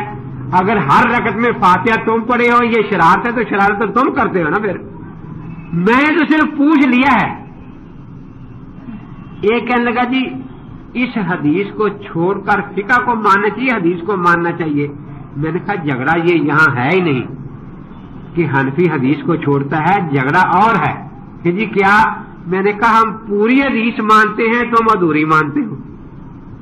اب جو پوری حدیث مانتا ہے کہتا ہے یہ حدیث کو نہیں مانتا، اور جو ادھوری مانتا ہے کہتا ہے جی میں اہل حدیث کہ جی وہ کیسے. میں نے کہا اللہ کے نبی پورا دین سکھانے آئے تھے یا تھوڑا سا کہ پورا؟ تو میں نے کہا قرآن پاک کی 114 سورتیں ہیں، اللہ کے پاک پیغمبر نے فرمایا لا صلاۃ لمن لم یقرأ بفاتحۃ الکتاب فصاعدا. فصاعدا میں 113 سورتوں کا حکم آ گیا اور فاتحہ میں 114ویں سورت. تو اللہ کے نبی پورا بتا کے گئے تھے اور انہوں نے 113 صورتوں کا حکم بلا دیا ہے، گرا دیا ہے. سارا جھگڑا اسی وجہ سے ہے. اگر اس حدیث کو پورا مان لیا جائے تو کوئی جھگڑا ہی نہیں. ہم دیکھو پورا مانتے ہیں، ہم کہتے ہیں فاتحہ بھی واجب فرض نہیں ہے، رکن نہیں ہے، اور کچھ زائد بھی واجب. تو دونوں کو ایک درجے میں رکھا نا، واجب درجے میں رکھا نا، واجب کا حکم دونوں جگہ بیان کیا. اسی طرح جب زائد کو بھی واجب مانا جائے گا تو اس میں مقدی شامل ہو سکتا ہی نہیں، کیونکہ کسی کے ہاں بھی امام مقدی پر فاتحہ کے بعد والی صورت واجب نہیں ہے. ایک جگہ قادیانیوں سے مناظرہ ہوا، اللہ تعالیٰ نے کامیابی دی. بعد میں نے دیکھا کہ ایک مولوی صاحب بغل میں مشکات سے گڈائے پھر رہے ہیں. نماز ہی نہیں ہوتی، تمہاری نماز ہی نہیں ہوتی. اگر مرزائیوں نے حضور پاک کو چھوڑ کر مرزوں کو مان لیا ہے، تم نے بھی نبی پاک کو چھوڑ کر ابو حنیفہ کو مان لیا ہے نا. دیکھو یعنی بالکل مرزائیوں کی والی باتیں کرتا تھا. اب میں کچھ جان چھڑانا چاہتا تھا. میں نے کہا کہ دیکھو مرزائیوں سے مناظرہ ہوا ہے، اس کا اب جھگڑے کا سارا فائدہ مرزائیوں کو پہنچے گا. وہ لوگ عوام کے ذہن میں ڈالیں گے کہ گویا مرزائیوں کا اختلاف بھی ایسا ہی ہے جیسے فاتح خلف الامام کا اختلاف ہے، آپس میں لڑتے ہیں. تو وہ تو کافر ہے نا. لیکن انہیں اس سے غرض نہیں کہ کافروں کو فائدہ پہنچتا ہے، اسلام کا نقصان ہے یا نہیں. آخر مجبور ہو گئے. میں ایک جگہ چائے پینے چلا گیا، وہ پیچھے آ گئے. 8-10 آدمی بیٹھے میں چلو یہاں بات کر لیتے ہیں، کھول لیں آپ کیا ہے آپ کے پاس. حدیث ہے جی، میں نے کہا پڑھیں بسم اللہ. لا صلاۃ لمن لم یقرأ بفاتحۃ الکتاب. یہ پڑھ کے ترجمہ کرنے لگے. مولوی صاحب ترجمہ نہیں ابھی کرنا، آگے کوئی لفظ آپ نے چھوڑا تو نہیں؟ جو چھوڑا ہے وہ بھی پڑھیں. کہ جی ایک ہی چھوڑا ہے نا. میں نے کیوں چھوڑا ہے؟ وہ اگرچہ ایک ہے، اس میں 113 صورتوں کا حکم ہے، قرآن کی 113 صورتوں کا. اللہ کے پیغمبر نے جب پوری حدیث بیان کی تم کیوں چھوڑتے ہو؟ اچھا پھر میں یہ نہیں پڑھتا، میں یہ نہیں پڑھتا. میں نے کہا پہلے یہی پڑھو، کیونکہ اب تم نے آدھی پڑھی ہے، میرے جانے کے بعد پھر آدھی پڑھ کے لوگوں کو گمراہ کرو گے. بلکہ 114واں حصہ، کیونکہ اس میں تو ایک صورت کا حکم ہے، 113 کا تم چھوڑ رہے ہو، تو اتنے تم دھوکہ دیتے ہو. مجھے نمبردار بیٹھا تھا گاؤں کا، کہنے لگا مولوی صاحب یہ آدھی حدیثیں پڑھتے ہیں. میں نے کہا ہاں. کہنے لگے پوری پڑھنے سے ان کا کیا نقصان ہے؟ میں نے کہا ان کا ایک ہی ہے کہ حنفیوں کو کہنا ہے تمہاری نماز نہیں ہوتی نہیں ہوتی نہیں ہوتی. اگر یہ پوری حدیث پڑھ لیں تو ان کی بھی نہیں ہوتی. جی ان کی بھی نہیں ہوتی. میں نے کہا جی وہ کیسے؟ میں نے کہا کہ اس کو مثال سے سمجھو. ایک آدمی کہتا ہے جو اللہ اور رسول کو نہ مانے وہ مسلمان نہیں. دو باتیں ہیں نا، اللہ کو ماننا رسول کو ماننا. کہتا ٹھیک ہے. میں نے کہا ایک آدمی ہے نہ اس نے اللہ کو مانا نہ رسول کو مانا وہ مسلمان ہے؟ کہتے نہیں. میں نے کہا ایک نے اللہ کو مان لیا رسول کو نہیں مانا وہ مسلمان ہے؟ کہ وہ بھی نہیں. میں نے کہا حدیث ہے کہ جو فاتحہ اور کچھ اور حصہ قرآن کا نہ پڑھے اس کی نماز نہیں ہوتی. اب ہمیں تو انہوں نے اس کیٹیگری میں رکھا کہ انہوں نے امام کے پیچھے نہ فاتحہ پڑھی ہے نہ سورت پڑھی، ہمیں بے نماز کہا. انہوں نے بھی فاتحہ پڑھی سورت تو نہیں پڑھی نا.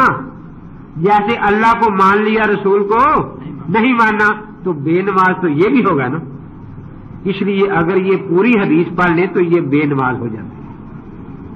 اب میں یہ پڑھتا ہی نہیں. آگے دو ورق نکالے کہ جی اللہ کے پاک پیغمبر فجر کی نماز سے فارغ ہوئے اور فرمایا میرے پیچھے کچھ نہ پڑھا کرو مگر سورت فاتحہ، اس کے بغیر نماز نہیں ہوتی. بڑا اس نے ٹھہر ٹھہر کے ترجمہ کیا. اب میرے پاس کتابیں تو مرزے کی تھی، میں تو مرزے سے مناظرہ کرنے گیا ہوا تھا. نہ کوئی سند والی کتاب میں کسی راوی کا بتاؤں کہ اس میں یہ راوی صحیح نہیں ہے. اس کے پاس مشکات تھی، سند اس میں تھی نہیں. خیر جب اس نے روایت پڑھی بڑے ٹھہر ٹھہر کے ترجمہ کیا. میں نے کہا ماشاءاللہ اللہ کے نبی کی حدیث سن کر ایمان میں کیسی تازگی پیدا ہوتی ہے جیسے خشک فصل کو پانی مل جائے. تو میں نے کہا مولوی صاحب یہ جھگڑے تو ہوتے رہیں گے. ساتھیوں سے کہا جو بیٹھے تھے کہ بھی آپ کو کام تو ہوگا، ذمہ دار لوگ ہیں، لیکن آدھ گھنٹہ فارغ کر لیں، آدھ گھنٹہ اللہ کے نبی پاک کی حدیثیں سنیں. یہ جھگڑے تو ہوتے ہی رہیں گے. میں نے کہا سب تیار ہے کہ جی تیار ہے. میں نے کہا ذرا اگلی حدیث بھی سنا دیں. اب اگلی اس کے خلاف تھی بھائی کارا فن سے تو وہ پڑھے نا. میں نے کہا بھائی تو پڑھ دے، میں لکھ دیتا ہوں کہ نبی پاک کی حدیث پڑھنے سے تو کافر نہیں ہو جائے گا. پڑھ دے. وہ پڑھے نا. بڑی مشکل سے بجائے نے روایت پڑھی کہ جب قرآن پڑھے امام تو تم خاموش رہو. جب سے کہتا دیکھو فاتحہ کا لفظ نہیں آیا، فاتحہ کا نہیں آیا. میں نے کہا مولانا یہ تو جھگڑے کی باتیں بعد میں دیکھیں گے، آپ ذرا آگے پڑھیں اگلی حدیث. اب اگلی بھی اس کے خلاف تھی، انی اقول مالی ونازل القرآن، اس کو نہ پڑھے. بڑی مشکل سے کہا. میں نے کہا یار تم تو کہتے یہ اہل حدیث ہے، یہ تو حدیث پڑھ ہی نہیں سکتا، یہ تو مرنے لگا ہے حدیث کے نام سے، پتہ نہیں اس کو ہو کیا گیا ہے. اب وہ بڑی مردہ دلی سے پڑھنا شروع کیا. میں نے کہا مر نہیں جا رہا، خوش ہو کے پڑھ نبی پاک کی حدیث ہے، اللہ کے نبی کی. اس نے وہ بھی پڑھی. کہا کہ ہاں منع تو ہے، فاتحہ کا لفظ نہیں آیا، فاتحہ کا نہیں آیا. میں نے کہا اس وقت حدیثیں سننی ہے، جھگڑا بعد میں کریں گے. خیر وہ پڑھاتے پڑھاتے میں وہاں لے آیا. اما عائشہ رضی اللہ کی حدیث تھی کہ حضرت پاک کانا یستفتح القراءۃ بالحمدللہ رب العالمین، اللہ کے نبی پاک الحمد شریف سے نماز میں امام بن کر قراءت شروع کیا کرتے تھے. جب یہاں تک آ گئے تو میں نے کہا دل تو چاہتا ہے سارا دن ہی حدیثیں سنتے رہیں، لیکن آپ لوگوں کو کام کاج بھی ہوتے ہیں. اب آپ ایمانداری سے بتائیں کہ جو سنا ہے اس سے آپ نے کیا سمجھا. کہ جو پہلی حدیث میں آیا تھا کہ پڑھنی ہے پیچھے اور بعد میں آیا کہ نہیں پڑھنی، دیکھا کہ اس میں فاتحہ کا لفظ تھا، ان میں فاتحہ کا لفظ نہیں آیا. میں نے کہا ان میں کیا لفظ آیا ہے؟ قرات کا آیا تھا، قرات کا. قرات فاتحہ تو نہیں ہوتی. میں نے لوگوں سے کہا کہ بھائی مجھے آپ نے خام کا دھوکے میں ڈال رکھا ہے کہ یہ آدمی اہل حدیث ہے، یہ تو منکر حدیث ہے. اب مشکات اس سے میں نے لے کے کہا دیکھو صاف ہے یستفتح القراءۃ، آگے کیا ہے؟ وہ کہے الحمدللہ رب العالمین. تو میں نے کہا الحمدللہ رب العالمین قراءت ہے یا نہیں؟ وہ نمبردار کہتا ہے انیا ایک قراءت ہے الحمدللہ رب العالمین حدیث سے. پھر میں نے دو ورق پیچھے الٹے، وہاں 3-4 حدیثیں تھی کہ اللہ کے نبی ابو بکر صدیق، عمر فاروق، عثمان غنی جب نماز میں امام بنتے تو الحمدللہ رب العالمین سے قراءت شروع کرتے. میں نے کہا دیکھو یہ بھی قراءت. اب وہ سارے کہیں کہ فاتحہ قراءت ہے. میں نے کہا اس کو کہو کہے، یہ نہیں کہے گا، یہ تو حدیث کو مانتے نہیں، آپ کیسے کہتے ہیں یہ اہل حدیث. یہ تو حدیث کا منکر ہے. اب وہ کہنے لگے، نمبردار مجھے کہنے کا اچھا مولوی صاحب پتہ چلا کہ یا تو یہ آدھی حدیث پڑھتے ہیں یا پہلے زمانے کی پڑھتے ہیں، بعد والی نہیں پڑھتے. تو میں نے پھر صاحب میں نے کہا یہ سمجھ رہے ہیں؟ میں نے کہا بھائی اگر پہلے زمانے کی حدیث سنانی ہے تو اپنی مسجد کا محراب بھی بیت المقدس کی طرف کر لو اور نماز میں باتیں بھی کیا کرو. اور یہ پہلے تو لوگ متع کا شراب بھی پیتے تھے، مسجد کے ساتھ ایک شراب خانہ بھی کھول لو تاکہ لوگ دھوکے میں نہ رہیں اور پتہ رہے کہ یہ پہلے زمانے کی چیزوں پر عمل کرنے والے ہیں. اب وہ نمبردار مجھے کہنے لگا مولوی صاحب ان کا ہمارے ساتھ اختلاف ہے کیا؟ یہ اللہ کو نہیں مانتے؟ اچھا کون کہتا نہیں مانتا؟ مانتے ہیں. اچھا اللہ کے رسول پاک کو نہیں مانتے؟ ایسا کون کہتا نہیں مانتا؟ ہم مانتے ہیں. میں نے کہا نمبردار یہ لوگ یزید کو بڑی گالیاں دیتے ہیں کہ وہ ہے اسی کا طرح کا تھا. میں نے کہا وہ اللہ کو نہیں مانتا تھا کہ مانتا تھا؟ دیکھا اللہ کے رسول پاک کو نہیں مانتا تھا، کہتے مانتا تھا.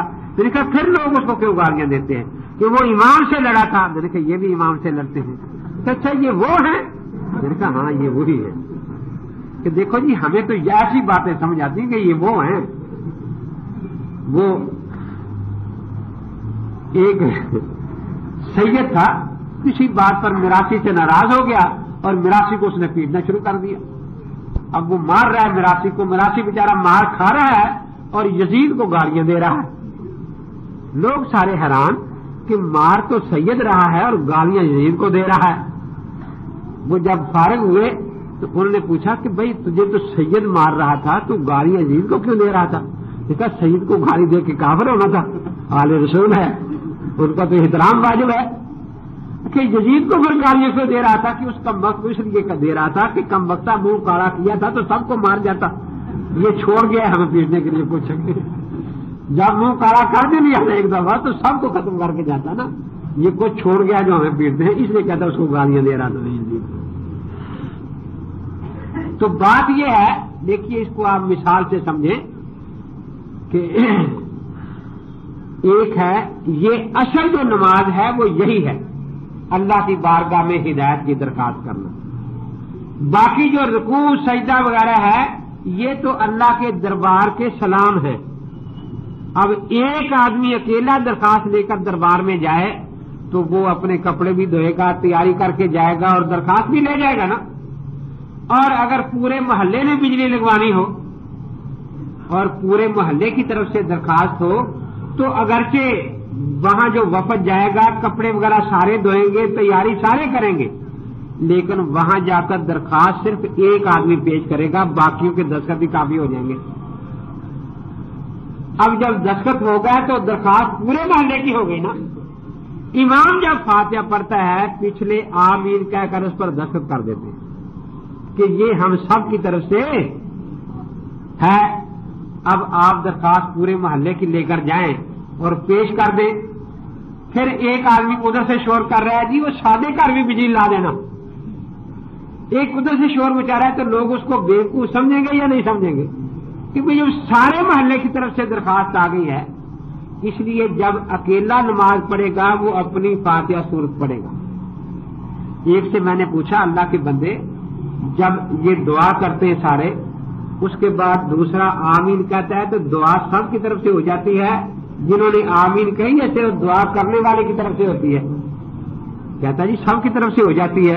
تو میں نے کہا اسی لیے تو بعد میں آمین رکھی ہے تاکہ یہ سب کی طرف سے سمجھ لی جائے. عجیب بات ہے کہ فاتحہ کے بعد آمین ہے اس میں تو لڑتے ہو کے پڑھنی چاہیے، جو بعد میں امام نے سورت پڑھی اس کے بعد آمین بھی کوئی نہیں کہتا تو وہاں لڑنا چاہیے نا. اب وہ سوچنے لگا کہ جی تم بھی نہیں کہتے نا. میں نے کہا ہم تو کہتے ہیں، نہیں کہتے اسی لیے کہ ہمیں تو مسئلے کی سمجھ ہے، لیکن تم لوگ بے سمجھ ہو. کہیں گی کیسے؟ میں نے کہا یہ جو سورت فاتحہ تھی یہ بندے کی درخواست تھی اللہ کی بارگاہ میں بندوں کی، اس پر بندوں کے دستخط ہونے چاہیے سب کے. اور وہ جو فاتحہ کے بعد امام نے قرآن پڑھا ہے اس میں امام اللہ کا نمائندہ ہے، وہ اللہ کی طرف سے اس کا جواب دے رہے ہیں کہ یہ قرآن راہ ہدایت ہے.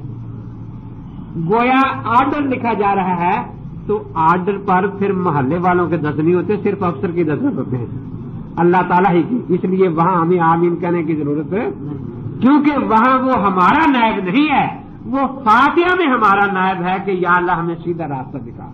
یہ درخواست پیش کر رہا ہے. جو ادھر سے جواب مل رہا ہے بعد میں صورت امام پڑھ رہا ہے، اس میں وہ اللہ تعالیٰ کا نائب ہے، اس لیے اس پر ہمیں آمین کہنے کی کوئی ضرورت نہیں ہے. تو مقصد یہ ہے کہ یہ جو قراءت خلف الامام کا مسئلہ ہے یہ بالکل واضح ہے، اور نسائی شریف نے تو مسئلے تقریباً سارے حل کر دیے ہیں. اب وہ اس وقت تو میرے پاس نہیں تھی نا، میں تو مرزائیوں سے مناظرہ کرنے گیا ہوا تھا. دوسری دفعہ میرے پاس آئے کچھ لوگ، تو میں نے بات کرنے کا دیکھو ڈھنگ کیسا ہوتا ہے کہ یہ جی حدیث ہے، ہمارے پاس اللہ کے نبی کی حدیث ہے، اور تم اللہ کے نبی کی حدیث چھوڑ کر ابو حنیفہ کا قول مانتے ہو. میں نے کہا یہ صلاۃ الرسول میں کس کس کتاب کا حوالہ ہے؟ کہ جی ابو داؤد، ترمذی، نسائی کا. میں نے نسائی پہلے کھول لی. میں نے کہا یہ حدیث ہے. بہت خوش ہوئے، ہاں دیکھو حدیث ہے کہ امام میرے پیچھے کچھ نہ پڑھو مگر فاتحہ. کہتے جی یہ حدیث ماننی چاہیے یا ابو حنیفہ کی بات ماننی چاہیے؟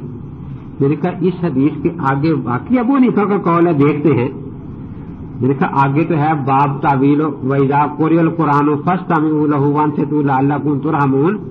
یہ امام ابو حنیفہ کا فرمان ہے یا اللہ تعالیٰ کا فرمان ہے؟ کہ جی یہ تو اللہ کا فرمان ہے.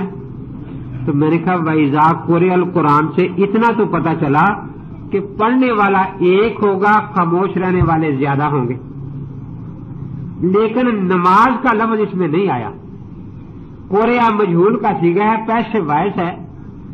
تو جس کی وضاحت لفظوں میں قرآن میں نہ ہو اس کی وضاحت کرنے کا پہلا خدا کے پاک پیغمبر کو ہے، کیونکہ الرحمن علم القرآن، اللہ نے خود قرآن اللہ کے پاک پیغمبر کو سکھایا اور سمجھایا ہے، اور ذمہ داری لی ہے انا علینا جمعہ و قرآنا ثم انا علینا بیانا.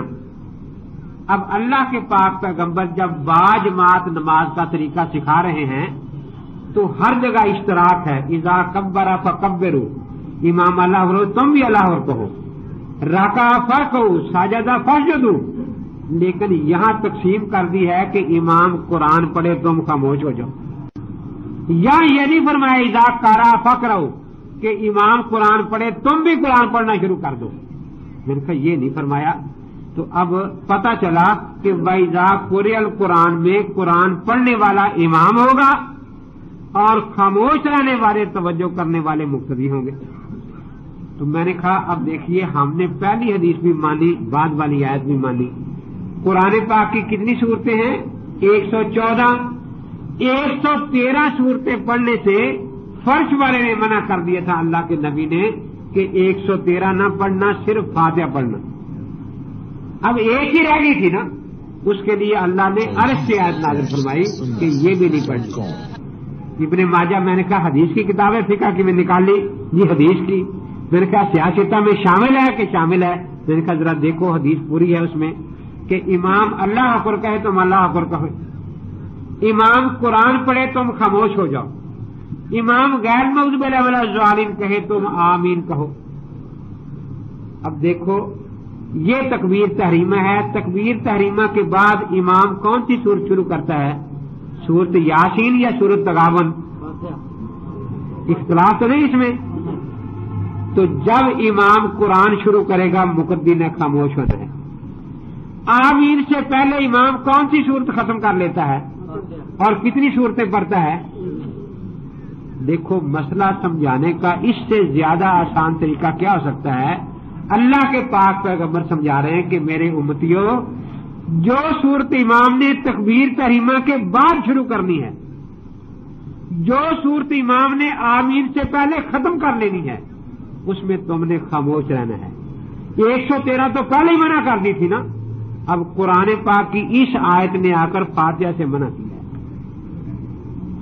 پھر اس سے بھی آگے دیکھو اللہ کے پاک پیغمبر ایک آیت تلاوت فرما رہے ہیں غیر المغضوب علیہم ولا الضالین. یہ سورت یاسین کی آیت ہے یا سورت احزاب کی؟ تو دیکھو اللہ کے پاک کے پیغمبر کس پیار سے اور محبت سے اور آسان طریقے سے مسئلہ سمجھا رہے ہیں کہ میرے امتیوں جس صورت میں یہ آیت ہے غیر مغضوب علیہم ولا الضالین وہ امام نے پڑھنی ہے، تم نے خاموش رہنا ہے۔ اب دیکھیے یہ بات قرآن سے ثابت ہوئی، میں نے ان کو دکھایا، اور حدیث سے۔ تو میں نے کہا تم جو جھوٹ بولتے ہو کہ ہمارے پاس حدیث ہے، ان کے پاس امام ابو حنیفہ کا قول ہے، اور امام ابو حنیفہ بڑے نیک آدمی تھے، وہ یہ بات فرما گئے تھے کہ اگر میرا قول حدیث کے خلاف ہو تو دیوار پر دے مارنا۔ کہتے ہم نے ابو حنیفہ کا قول دیوار پر دے مارا۔ میں نے کہا تم نے دیوار پر ابو حنیفہ قول نہیں مارا، خدا کا قرآن دیوار پر دے مارا ہے، اللہ کے نبی کی حدیث دیوار پر دے ماری ہے۔ تو میں نے کہا اب یہ پتہ چلتا ہے، یہ جو آپ لکھ دیتے ہیں نا دیواروں پر اہل حدیث کے دو اصول، فرمان خدا فرمان رسول، تو پتہ چلا کہ آپ فرمان خدا کو بھی دیوار پر مار دیتے ہیں، فرمان رسول کو بھی دیوار پر مار دیتے ہیں۔ وہ ماننے کے لیے نہیں، دیواریں کالی کرنے کے لیے، عمل کرنے کے لیے وہ نہیں ہے۔ تو میں نے کہا اب دیکھو کتنا بڑا آپ لوگ جھوٹ بولتے ہیں۔ تو دیکھو مسئلہ سمجھنا مشکل نہیں ہوتا، مسئلہ سمجھنا ہو۔ ایک پادری سے میرا مناظرہ تھا، مجھے کہنے لگا کہ آپ رسول پاک اپنے نبی پاک کے نبی ہونے کی ایسی دلیل دیں کہ جس کو میں توڑ نہ سکوں۔ میں نے کہا میں 100 دلیلیں بھی دوں گا تجھے سمجھ نہیں آئے گی، اور طریقے سے دلیل ہوگی تو ایک بھی سمجھ آئے گی انشاءاللہ العزیز۔ کہتا طریقہ کیا ہوگا؟ میں نے کہا تیرے ذہن میں پہلے کوئی پیمانہ تو ہونا چاہیے نا کہ نبی کی نبوت کس طرح ثابت ہوتی ہے۔ تو بہت سے نبی ہیں جن کو تو بھی مانتا ہے میں بھی مانتا ہوں، مثلا موسیٰ علیہ السلام ہے، ابراہیم علیہ السلام ہے، ان کے نبی ہونے کا پہلے تو دلیل بیان کر، تاکہ پتہ چلے کہ جس کو سارے نبی مانتے، یہودی بھی، عیسائی بھی، مسلمان بھی، ان کی نبوت کس پیمانے پر ثابت ہوئی ہے، کون سی دلیل ہے۔ وہ ایک پیمانہ بن جائے گا، پھر تجھے اگلی بات سمجھنی آسان ہو جائے گی۔ کہنے لگا جی موسیٰ علیہ السلام نے لاٹھی ماری دریا پر اور پانی پھٹ گیا، یہ کتنا بڑا معجزہ ہے، حالانکہ سب سائنسدان اتفاق کرتے ہیں کہ پانی اپنی سطح ہموار رکھتا ہے، وہ اس طرح دیواریں نہیں بنا کرتا۔ بالکل ٹھیک ہے، یہ اب آپ نے بتایا نا کہ موسیٰ علیہ السلام کا یہ معجزہ ظاہر ہوا، پانی سمندر پھٹ گیا، یہ اتنا بڑا معجزہ مانا گیا کہ یہودیوں نے بھی ان کو نبی مانا، عیسائیوں نے بھی نبی مانا، اور مسلمانوں میں نبی مانا۔ تو میں نے کہا جس نبی کا معجزہ زمین پر ظاہر ہو اور زمین کا سمندر پھٹ جائے وہ نبی برحق، اور آمنہ کے لال زمین پر کھڑے ہو کر آسمان کے چاند کی اشارہ فرما دیں، انگلی آسمان چاند تک پہنچی نہیں، صرف اشارہ کیا ہے، اقتربت الساعۃ وانشق القمر، اور آسمان کا چاند ٹکڑے ہو گیا۔ تو جس نبی کا معجزہ آسمان پر ظاہر ہو، یہ معجزہ اتنا ہی اونچا ہے جتنا آسمان زمین سے اونچا ہے۔ تو میں نے کہا اب اس معجزے کو نہ ماننا اور اس معجزے کو ماننا، یہ ایسی ہی حماقت ہے جیسے کوئی کہے کہ جو زمین سے مٹی کا تیل نکلتا ہے یہ تو روشنی کرتا ہے لیکن آسمان کا سورج روشنی نہیں دیتا۔ اب وہ بالکل خاموش۔ تو دیکھو نا دلیل اگر جب ایک پیمانہ اس کے ذہن میں آ جائے، پھر اب دیکھو 113 صورتیں یہ بھی امام کے پیچھے نہیں پڑتے۔ اب ان سے ہم پوچھتے ہیں کہ بھئی اگر آپ مسئلہ سمجھنا چاہتے ہیں تو 113 صورتوں کی قرات امام کی سب کی طرف سے ہو جاتی ہے، اس کی حدیث تم نے سنانی ہے۔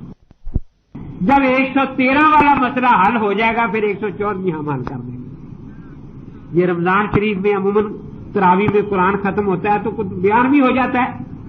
میرا ایک جگہ بیان تھا تو پھر ان کی مسجد بھی قریب تھی، تو ان کے نوجوان میرا نام تو سنتے رہتے ہیں نا، وہ کبھی زیارت کے لیے بھی آ جاتے ہیں، تو 3-4 نوجوان ساتھ شرارتیں بھی کرتے پھر رہے ہیں، اچھلتے کودتے، ہمارا بھی آج ختم قرآن ہے، ہمارا بھی آج ختم قرآن ہے، یہ کہتے پھرتے ہیں۔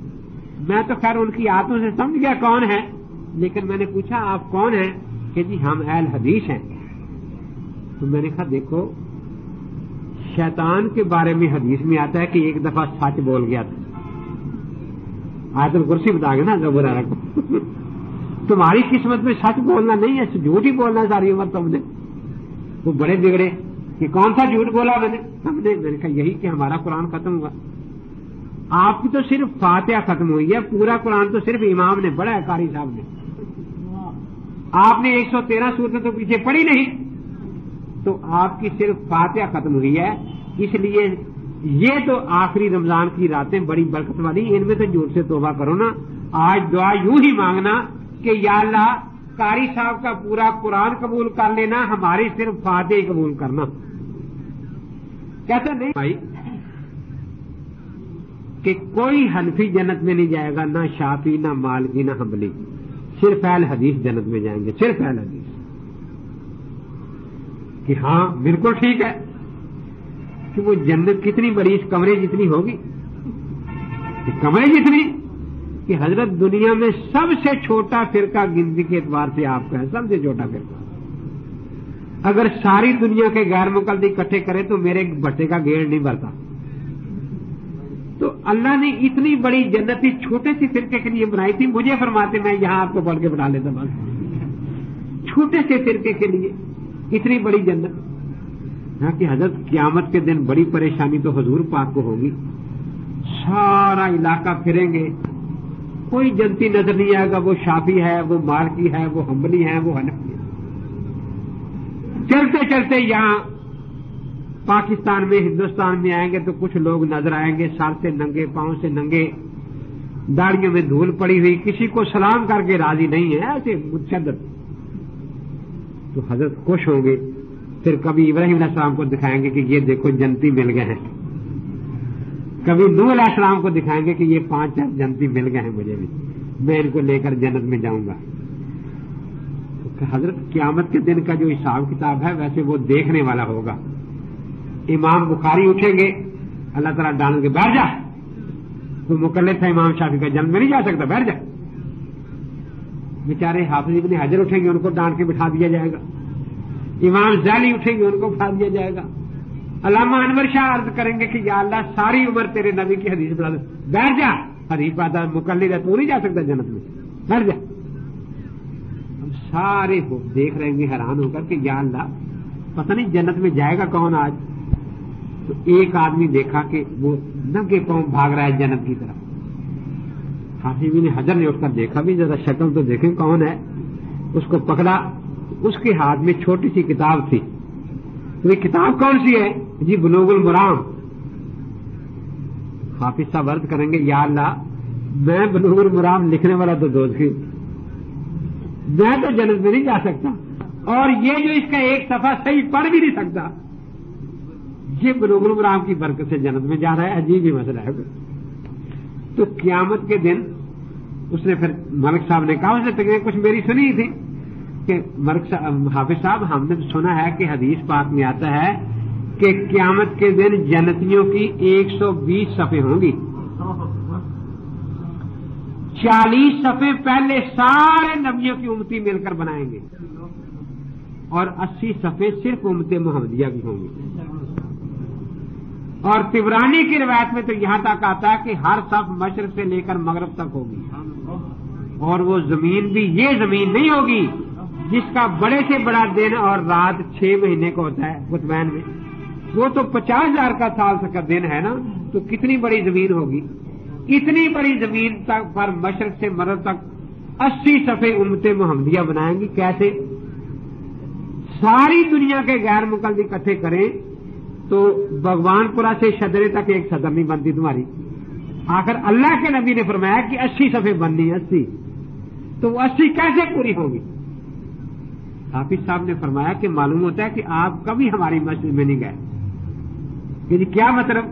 कि हम जब सब बनाते हैं तो टांगे बहुत चौड़ी करते हैं ताकि सब जल्दी भर जाए। यानी हमारे यहां भी सब सीधे करने का मसला तो है, लेकिन हम कहते हैं कि सब भी सीधी रहे और नमाजी भी सीधा ही रहे। ये कहते नहीं जब तक नमाजी पूरा कार्टून न बने उस वक्त तक सब सीधी होती नहीं। एक टांग उधर हो, एक उधर हो, फिर कहते सब सीधी होती है। ایک مجھے کہنے لگا جی یہ تو سنت ہے. میں کہا سجدوں میں ٹانگیں کہاں ہوتی ہیں, وہاں تو اکٹھی ہو جاتی ہیں, اس وقت خلاف سنت کیوں پڑھتے ہو؟ میں دکھاؤ کہاں تک سنت ہے. تو حافظ صاحب نے کہا کہ ہم جب صفیں بناتے ہیں تو اس وقت ہم ٹانگیں بہت چوڑی کرتے ہیں تاکہ صفیں جلدی بھر جائیں. کہ حضرت آپ جتنی کاٹ کاٹ بھی ٹانگیں پھینکنا شروع کر دیں تو 80 صفیں آپ سے نہیں بنیں گی. اس لیے جب تک یہ مقلدین شامل نہیں ہوں گے نا صفوں میں, اسی لیے خواجہ محمد پارسا رحمۃ اللہ علیہ فرماتے ہیں کہ میں نے کشف میں دیکھا کہ واقعتاً جنتیوں کی میدان قیامت میں 120 صفیں ہیں. جیسے خواب میں بعض اگلا واقعہ نظر آ جاتا ہے نا, اللہ والوں کو کشف میں نظر آ جاتا ہے, اور ان میں 80 صفیں امت محمدیہ کی میں نے گنی. پھر میں نے کہا کہ اب آگے بھی دیکھیں تو 80 صفوں میں 60 صفیں حنفیوں کی تھی. حضرت ملا علی قاری رحمۃ اللہ علیہ فرماتے ہیں کہ یہ بات بالکل صحیح ہے, کیونکہ حنفی ہمیشہ باقی 3 اماموں کے مقلدوں سے 2/3 اور اس بلکہ زائد رہے ہیں. کسی زمانے میں بھی حساب کر لو تو ان کی تعداد زیادہ رہی ہے. تو مقصد یہ ہے کہ ہم جو نماز پڑھتے ہیں یہ وہی نماز ہے جو اللہ کے نبی پاک والی نماز ہے. نبی پاک کی نماز صحابہ نے سیکھی, صحابہ وہ نماز اور قرآن لے کر کوفے آئے. اب قاری آسم کی قرات وہ کوفے سے ساری دنیا میں پھیلی اور امام صاحب نے نماز مرتب کر کے پھیلا دی. یہ قرآن بھی صحابہ والا قرآن ہے, یہ نماز بھی صحابہ والی, لیکن ایک رافضی اس قرآن کا دشمن ہو گیا, کہتا ہے یہ قرآن صحابہ نبی والا قرآن نہیں, اور دوسرا رافضی اس نماز کا دشمن ہو کہتا ہے یہ نماز نبی پاک والی نماز نہیں. ہمیں جس طرح اس قرآن میں شک نہیں, اس طرح اس نماز میں بھی کوئی شک نہیں. دعا کرو اللہ تبارک و تعالی ہمیں اسی حق اور سچ مسلک پر قائم رکھیں. وآخر دعوانا الحمدللہ رب العالمین.